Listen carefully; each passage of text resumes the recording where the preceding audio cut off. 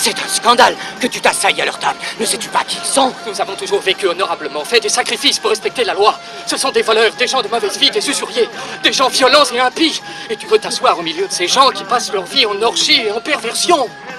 Je ne suis pas venu pour appeler à la repentance des justes, mais des pécheurs. Et ils peuvent entrer dans le royaume des cieux même avant vous. Écoute, maître, si tu vas dîner ce soir avec ces gens méprisables, ils te contamineront. Et toute la ville t'abandonnera. Jacques, mon fils, le cœur du Seigneur n'est que pardon. Il va dans l'antre du démon. Non, t'as trop bu déjà.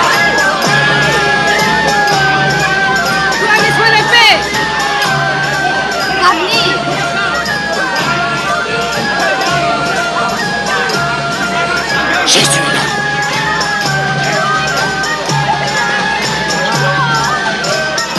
Silence! La paix soit avec vous.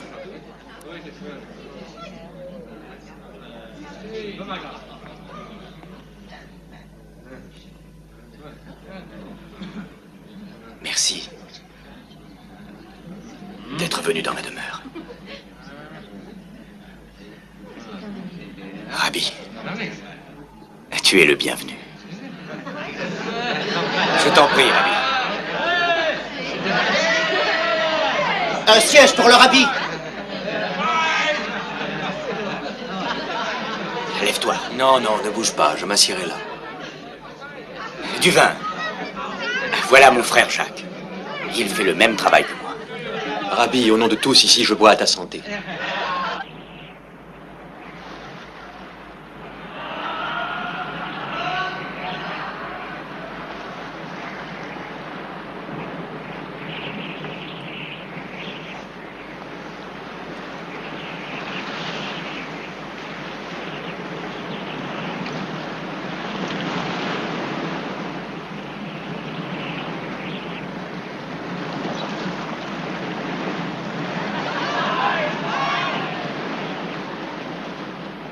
Rabbi, nous voulons entendre ta parole.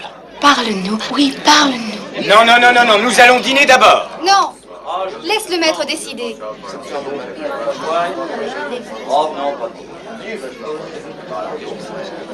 Moi j'ai faim, mangeons. Non, non. Attendez, j'ai une histoire à raconter. Asseyez-vous, asseyez-vous. Chut, chut, asseyez-vous et taisez-vous. Oui, oui, asseyez-vous. Il y avait un homme qui avait 2 fils.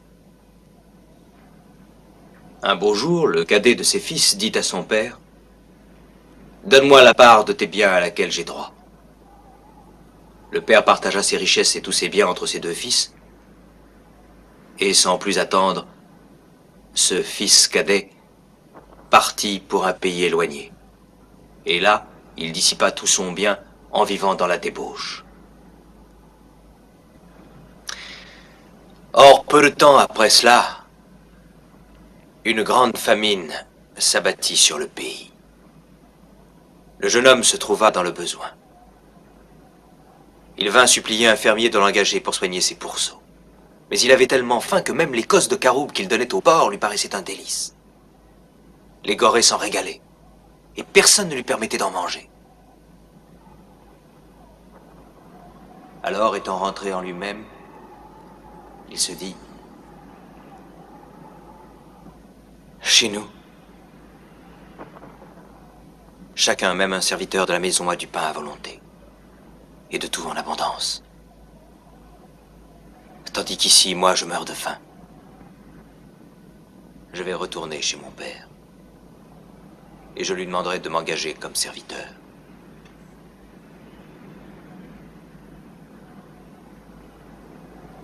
Et aussitôt, il se mit en route.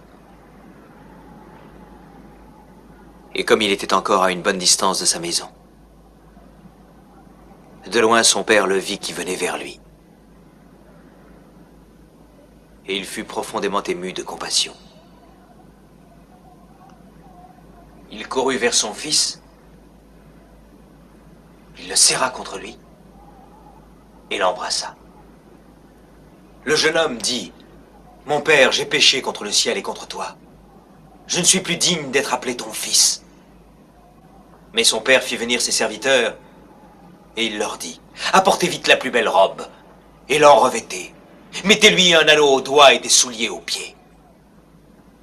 Tuez le veau gras, mangeons et réjouissons-nous. Mon fils que voici était mort,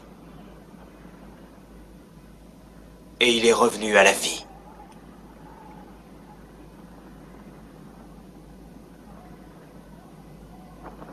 Or, le fils aîné, pendant ce temps, travaillait dans les champs. Lorsqu'il revint et approcha de la maison, il entendit le son de la musique et des danses. Il appela un des serviteurs et lui demanda ce que c'était.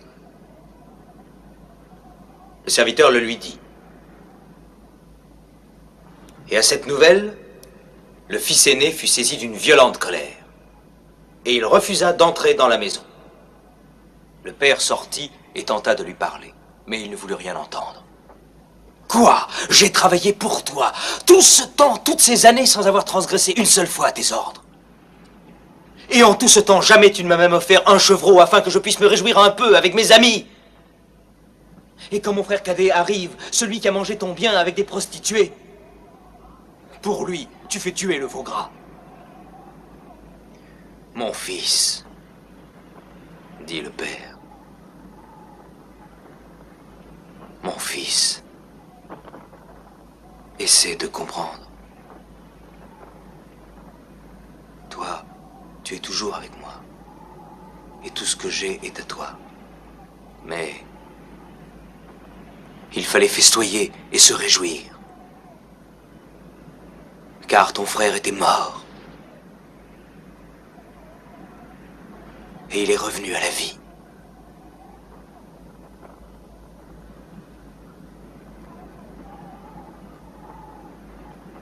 Il était perdu. Et il est retrouvé.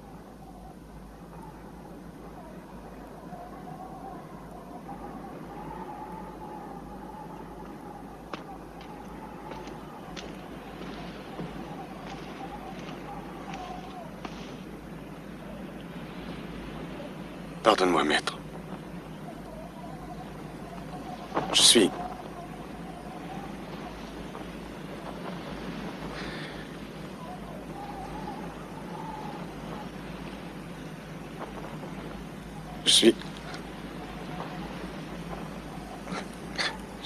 qu'un homme stupide.